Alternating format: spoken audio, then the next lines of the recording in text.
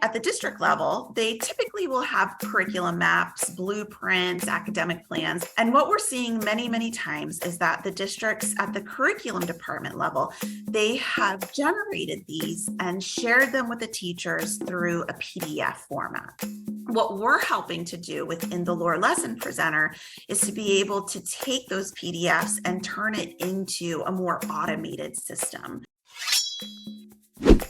Welcome to Business Ninjas, brought to you by WriteForMe, where you'll hear from business leaders who are out there growing their business and slaying it every day. Learn from the masters. Let's get started.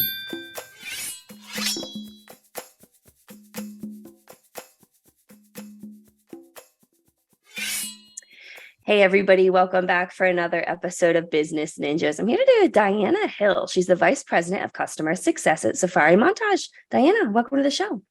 Hello, thank you so much for having me today. Yeah, excited to have you. So Diana, why don't you start and tell us a little bit about yourself? Well, I live in Central Florida. I'm actually a Florida native. I work for SAFARI Montage. I've been with the company now for almost 8 years, but before that, I worked in the public education realm, did a few years at the district level in Central Florida, and then before that, I was a first grade teacher for almost 7 years. Oh, I love that. It takes a very special person to be a teacher. So, I appreciate all the work that you did with working with young minds. So, you're at SAFARI Montage now. Why don't you tell me a little bit more about SAFARI Montage? Sure. So SAFARI Montage is known as a digital library of resources. And truly, it's a one-stop shop for teachers and students to be able to access any and all digital tools that can be used for instruction. That's fantastic. Tell me a little bit more. Yeah, so we work with school districts across the nation to be able to be another puzzle piece in their digital learning ecosystem. And so what I do with the company is to make sure that our customers, of course, are successful and help their implementation to make sure that that digital ecosystem has that fluid interoperability with SAFARI Montage and many of their other vendors. Mm-hmm. And you talked about being, essentially a digital library. Walk me through a little bit more about what that looks like and really what's on, the platform. Yeah, that's a great question. So when we take it a step back and we think about a teacher, when a teacher is working proactively, let's say next week, maybe they're teaching about a lesson on volcanoes. They're going to utilize a range of different digital tools and resources. At SAFARI Montage, our goal is to try and make their lives easier, make it that true one-stop shop. So if they are searching through different platforms and tools, we want to bring all those platforms resources into the repository. So that way that single volcano search truly is one time. They do one search on volcanoes within SAFARI Montage, and a variety of different content tools and resources will populate for them to utilize for instruction. They could use it right then and there with their students. They could plan ahead. They could create playlists. So a lot of people know playlists with their phones. Maybe they've got some audio apps like Pandora, Spotify, or Apple Music, and they're creating playlists on those devices and apps. Very same concept applies in SAFARI Montage with playlists. However, it's not just audio files, it's any digital tool that can be used for instruction. So when the teacher is making those instructional lessons proactively, he or she can add all those volcano resources into the playlist to have ready to go. And then when it comes time to teach about volcanoes, the teacher can either send that to the students through maybe a learning management system. They could display it on an interactive whiteboard, maybe in a whole group or a small group lesson. They could even share that lesson with other colleagues as well. I imagine that has to take such a lift off of the teachers and, all of the extra work that they put in after hours to create and develop these lesson plans. That's a great point. In fact, one of the huge issues that we're seeing in education right now is the fact that teachers just don't have time. And it's not only an issue, but it's creating a domino effect where so many teachers are leaving the profession. And Safari, we're hoping to help give the time back to the teachers. There was a research study done by the Learning Council in the fall of 2022, and it showed that, and this is a national study, it showed that 77% of teachers are spending a minimum of 6 hours to a maximum of 30 hours per week compiling digital resources and tools to develop these lessons. When you take the step back and you think 30 hours per week, that's an entire weekend the teachers are spending compiling these digital lessons. So at Safari, we're really trying to give the time back to those teachers so that way they're not having to go to multiple different websites and search Google, find those resources on YouTube. Guess what? We have educators at Safari Montage that have already found those resources on the web. They've watched the videos on YouTube to make sure that they're safe, they're high quality, and they've aligned them to the educational standards throughout all 50 states as well, and then added them into the repository and taken it a step further. When a teacher watches or shows the YouTube video for the students within the platform, it's shown in a very safe viewing experience. So when we think about YouTube, you always have to wait for that 5-second ad in the beginning, right? That's gone. You don't have to wait for the ad. You also don't have those suggested videos on the right-hand side, which you never know which you're going to go. That's going to be appropriate or not, especially for the little ones, right? Yeah. Especially those comments on the bottom underneath YouTube videos. All of that is gone. So it's just the video. It's a very safe viewing experience for students. So Diana, you mentioned having, the YouTube videos, having music, having a lot of different forms of content for teachers to utilize and, support their students. So, why is it so important for that personalized learning that these teachers have so many different access points to these pieces of education? I could probably go on a soapbox about when before working with Safari Montage many moons ago, actually 10 years ago, I was a personalized learning coach in Central Florida. And this was before personalized learning was a thing. We traveled the nation under a grant for the Bill and Melinda Gates Foundation to do research on personalized learning. So that's actually kind of my jam. So when we talk about the importance of providing personalized learning tools and resources for students, that is a passionate area for me.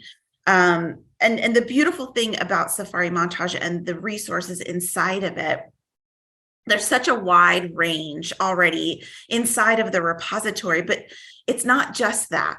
We integrate with a range of other digital content tools and resources that districts, if they have a license for, let's say BrainPop, that's a very popular publisher, or Discovery Education, all of those tools and resources can be brought into the repository as well. Third-party textbook publishers, all of those can be brought in as well. So we think about that volcano search. If the teacher's doing the search, he or she has all of those to populate. But when we think about it with personalized learning for students, if the student is coming in and he or she is doing that volcano search, then they're able to find not just Safari Montage resources on volcanoes, but such a wide array of other digital tools and resources in a safe viewing experience. But not only that, but wait, it gets better, right? They're aligned to the educational standards. So that way we know that the student is making sure that they are receiving high quality standard aligned resources that will meet their needs. I think that's fantastic. And, talking about different learning styles as well, being able to pull in different forms of media and content to be able to support that is so important. So, Diana, I shared with you, off camera, call it, that I was a school social worker for many years. And, COVID profoundly impacted education and how students are learning. So I'm curious to kind of hear how Safari Montage has played a role in supporting remote learning. Yeah, so remote learning has been huge, and truly we've been supporting remote learning since before the pandemic. In fact, so my current role is the Vice President of Customer Success. Before the pandemic, my role was the Director of Digital Learning. And nobody really understood what that meant before the pandemic. It was very hard for the majority of the population to understand what remote learning was. In fact, my own husband, when someone would ask, "Oh, what does your wife do?" He would say, "I don't know, she's the director of magic." He could not explain and could not fathom and understand what exactly it was that I did, right? Then the pandemic happened, and so many families were pushed into the realm of remote learning, and everyone had to understand what that meant, right? And so for many years before the pandemic, I worked with districts across the nation to make sure that they were prepared for remote learning, even minus the pandemic, right? And so what's a little bit unfortunate about that situation is that many of the districts were not prepared.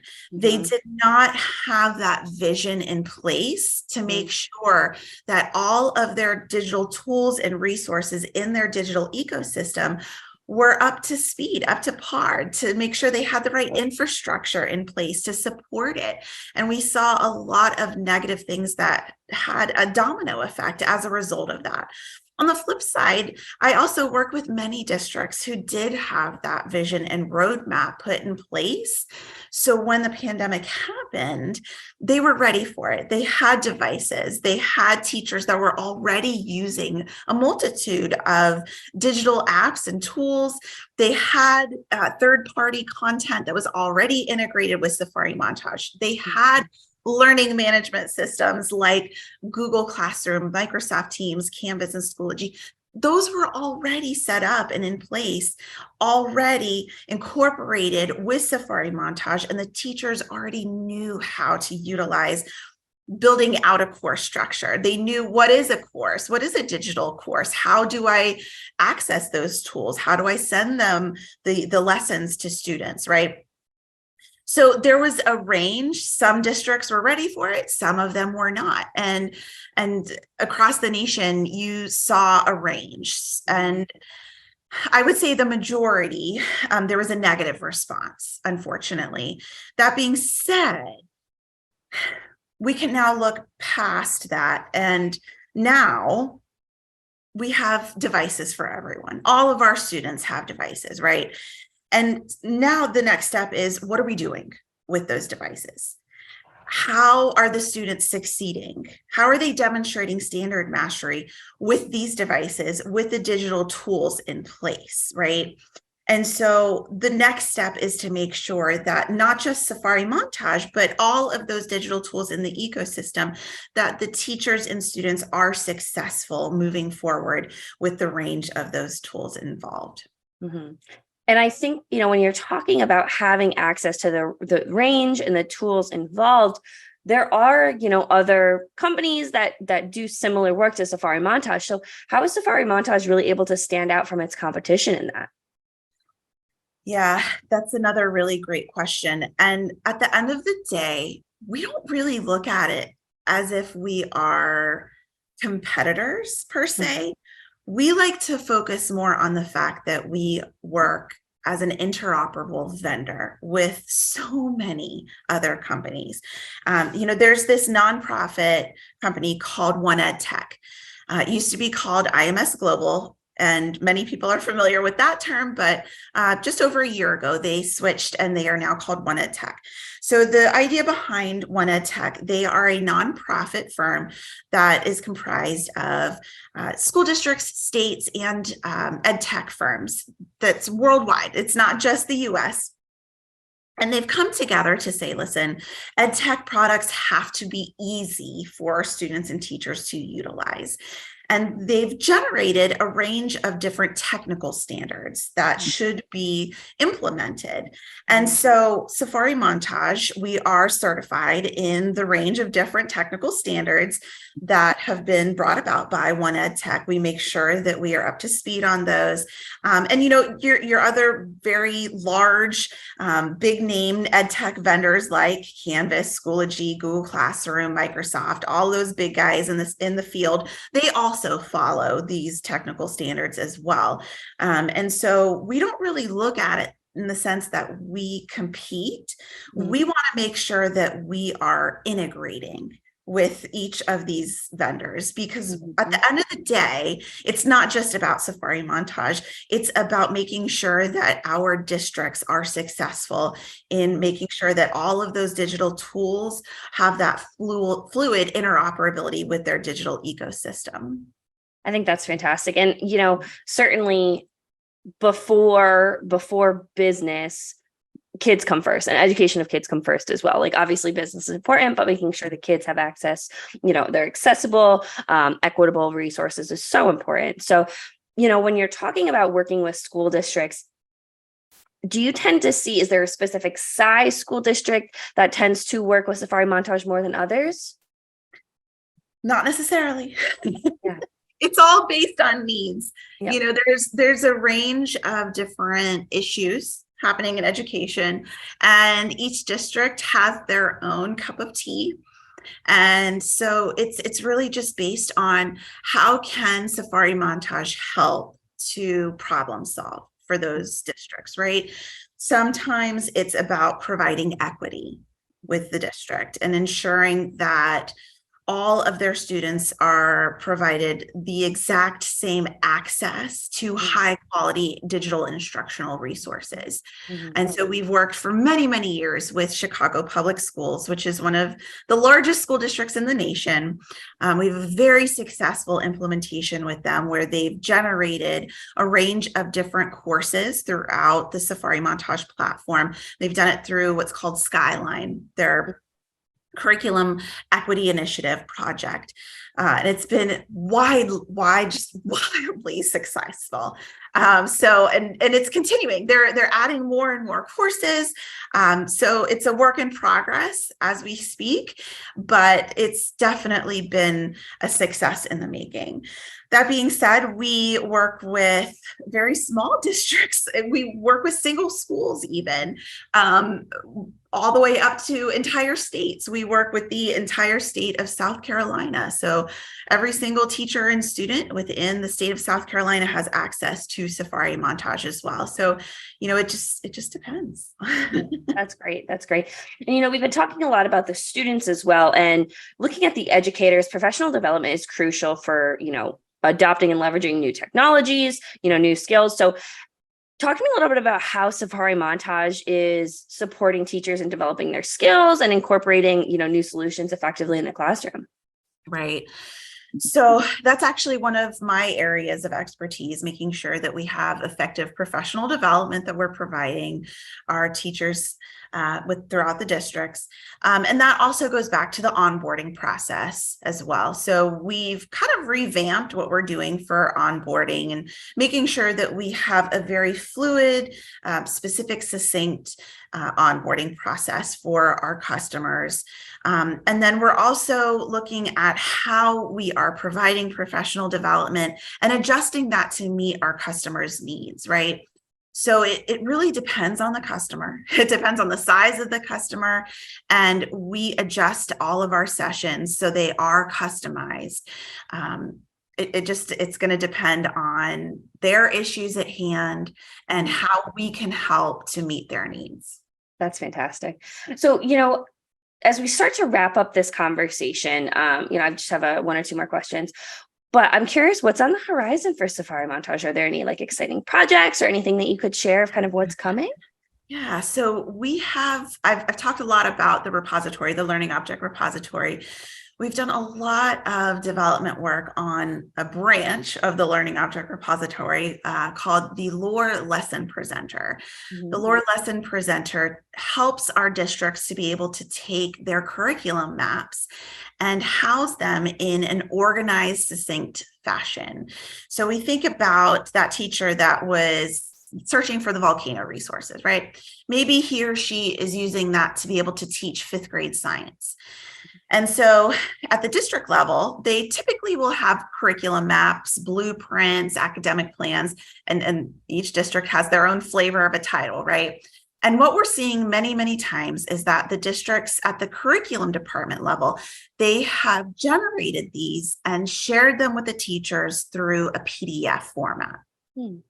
Which there's tons of resources on. You can tell that the curriculum departments have spent countless hours and days, weeks, months, and in fact, years developing these tools and resources that are housed on PDFs. What's happening though, and this is backed by the research done by the Learning Council, is that the teachers are still having to take time to adjust those and build out these digital lessons, which accounts back to the figure of the 6 to 30 hours per week.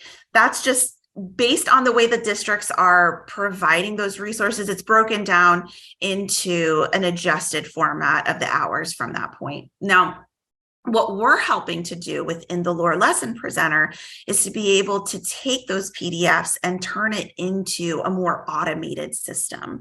So that way, it's a very easy format for teachers to be able to find their tools. So we think about a fifth grade science course now.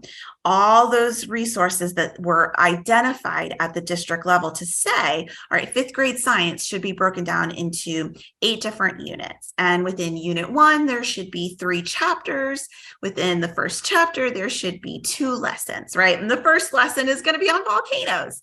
And they've then identified all of the standards that will be correlated, objectives. They've identified maybe 10 different learning objects or resources that the teacher should utilize when teaching about volcanoes. And sometimes in the PDFs, they've added them as links. Sometimes they've just typed out, go to find X, Y, and Z.